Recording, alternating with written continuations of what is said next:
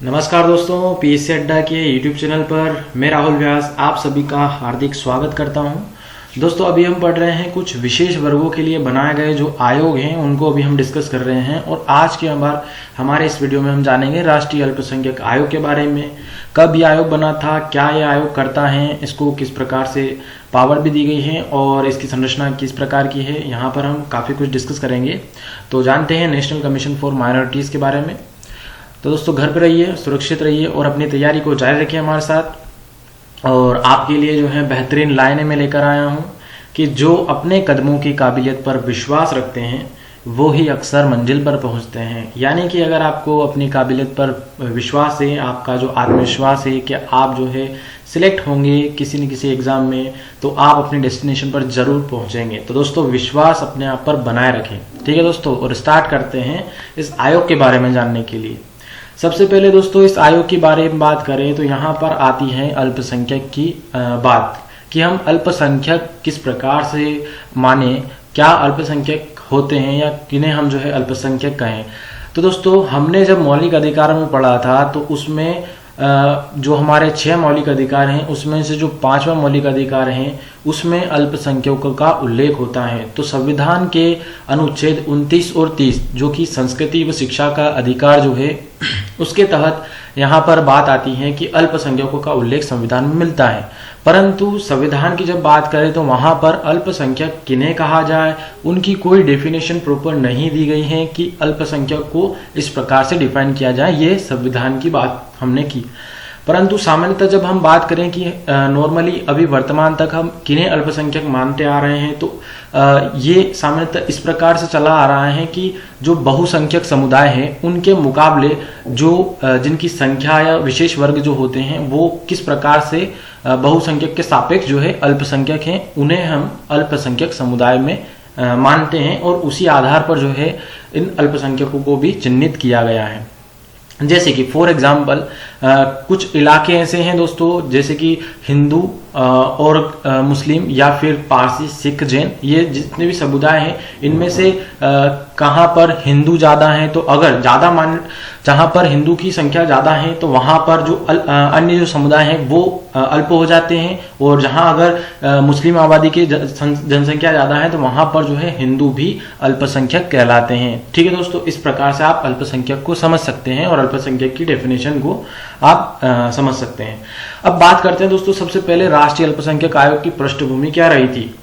सबसे पहले जब है यहाँ पर कि गृह मंत्रालय के संकल्प द्वारा दिनांक 12 जनवरी 1978 की परिकल्पना के तहत अल्पसंख्यक आयोग की शुरुआत की गई थी, जिसमें विशेष रूप से उल्लेख किया गया था कि संविधान तथा कानून में संरक्षण प्रदान किए जाने के बावजूद अल्पसंख्यक असमानता एवं भेदभाव को महसूस करते हैं।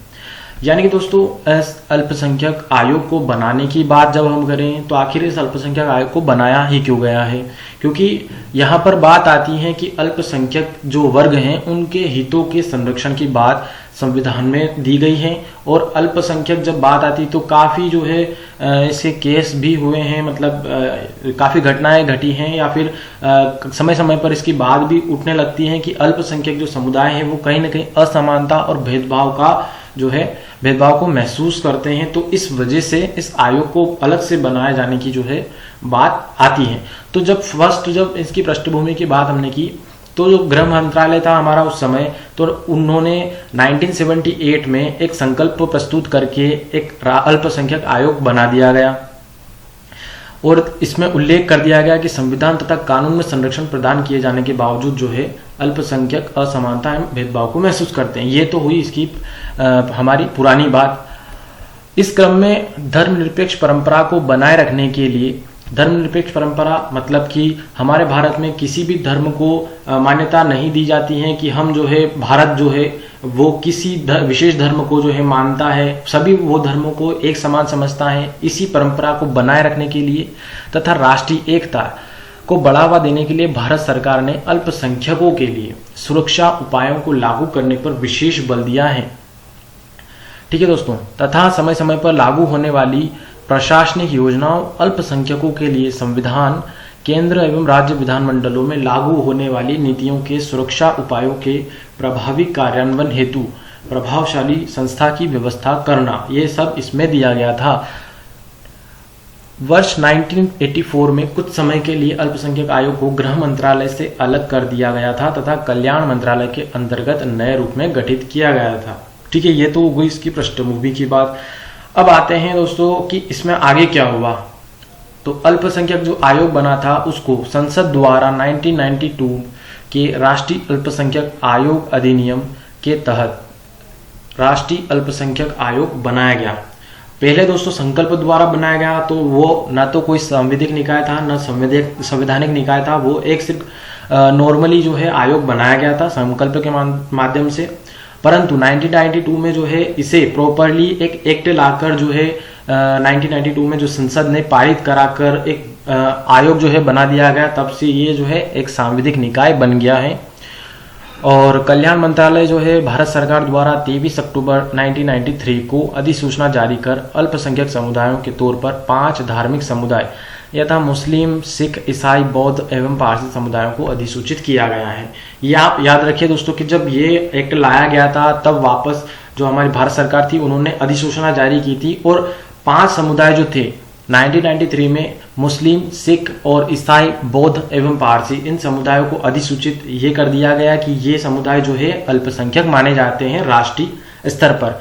अब दोस्तों यहाँ पर बात आती है कि जैसे कि मैंने बताया कि अल्पसंख्यक कौन होते हैं, परंतु हमारे भारत में क्या होता है कि अल्पसंख्यकों को 2 श्रेणियों में डिवाइड किया जाता है, एक तो भाषाई आधार पर और एक होता है धार्मिक आधार पर। जब हम धार्मिक आधार पर बात करें तो जैसे कि ये समुदायों को चिन्हित कर दिया गया 1993 में कि ये समुदाय जो थे ये धार्मिक आधार पर बताए गए और वो भी राष्ट्रीय लेवल पर, यानी कि राष्ट्रीय स्तर पर जो है अल्पसंख्यक इनको घोषित किया गया, मुस्लिम, सिख, ईसाई, बौद्ध एवं पारसी को धार्मिक समुदाय पर। परंतु जब हम बात करें भाषाई आधार पर, तो चूंकि भाषा में आप देखेंगे तो जितने भी स्टेट हमारे बने हैं 1956 के बाद, तब स्टार्टिंग में जो 1953 में आंध्र प्रदेश राज्य बना था भाषा आधार पर, उसके बाद भाषा आधार पर ही अन्य राज्यों का भी गठन किया गया था, तो आपको ये पता है। तो अब चूंकि भाषाई आधार पर सभी राज्य को बनाया गया है, तो वहां पर जब अल्पसंख्यकों की बात आती है तो उनको भी अगर अल्पसंख्यक घोषित करना है तो वो भाषाई आधार पर राज्यों के स्तर पर घोषित किया जाता है, न कि राष्ट्रीय स्तर पर। परंतु जब धार्मिक स्तर पर हम बात करें तो राष्ट्रीय लेवल पर जो है इन 5 समुदायों को 1993 में घोषित किया गया था कि ये 5 समुदाय अल्पसंख्यक होंगे राष्ट्रीय स्तर पर। परंतु 2014 में एक और समुदाय था जैन धर्म, उनके जो है लोगों को भी इस वर्ग में जो है शामिल कर दिया गया, यानी कि जैन धर्म के जो लोग हैं वो भी अब अल्पसंख्यक श्रेणी में शामिल हो गए। इस प्रकार से भी वर्तमान में 6 समुदायों को अल्पसंख्यक श्रेणी में रखा गया है। ठीक है दोस्तों, ये राष्ट्रीय स्तर पर है। जबकि हम बात करेंगे कि राज्य स्तर पर, तो आप देखेंगे कि जैसे कि उत्तर प्रदेश में जनसंख्या है तो वहाँ पर काफ़ी जो है मुस्लिमों की आबादी है, तो वहाँ पर जो है मुस्लिम जो है वो माइनॉरिटीज में नहीं आ सकते। और उसके अलावा जब हम जम्मू कश्मीर की बात करें तो वहाँ पर भी काफ़ी समय से ये बात उठती आ रही है कि वहाँ पर जो हिंदू लोगों की आबादी है उनकी ज़्यादा है, लगभग 60% समथिंग ऐसी कुछ है। तो वहाँ पर जो मुस्लिमों की आबादी है वो 60% है, परंतु हिंदुओं की आबादी वो कम है जम्मू कश्मीर में, तो वहाँ पर जो है उन्हें अल्पसंख्यक घोषित किया जाए। तो इस प्रकार से आप देखेंगे कि जो राज्यों की स्थिति है वहां पर कहीं पर तो उनकी आबादी ज्यादा है जैसे कि मुस्लिमों की, या कहीं पर हिंदुओं की ज्यादा है। तो जिनकी आबादी ज्यादा होगी वो बहुसंख्यक कहलाएंगे और जिनकी आबादी कम होगी वो उनके सापेक्ष अल्पसंख्यक में कहलाते हैं। इस प्रकार से दोस्तों जब अलग अलग राज्यों के स्तर पर इनको काउंट किया जाता है कि कौन जो है अल्पसंख्यक समुदाय में आएगा। अब दोस्तों हम देखते हैं इस आयोग की संरचना के बारे में कि आयोग में कौन कौन सम्मिलित होता है। ठीक है दोस्तों, तो आपको यहाँ पर एक तारीख का याद हो जानी चाहिए कि 1993 में आयोग बन गया एक्ट के माध्यम से। आयोग में केंद्र सरकार द्वारा मनोनीत एक अध्यक्ष, एक उपाध्यक्ष और 5 सदस्य होते हैं, यानी कि टोटल इसमें 6 मेंबर होंगे, एक अध्यक्ष होंगे, एक उपाध्यक्ष होंगे और 5 अन्य सदस्य, यानी कि टोटल 7 होंगे जो अल्पसंख्यक समुदाय का प्रतिनिधित्व करते हैं। ठीक है दोस्तों, सभी जो है अल्पसंख्यक समुदाय से बिलोंग करेंगे। इन्हें प्रशासन, आर्थिक विकास और स्वास्थ्य, शिक्षा और समाज कल्याण का अनुभव होना चाहिए। ये तभी इनको जो है इसमें नियुक्त किया जाता है, किसी भी सेक्टर से जो है अनुभव रखते हैं तो। इनका कार्यकाल जो होगा वो 3 वर्ष का होता है।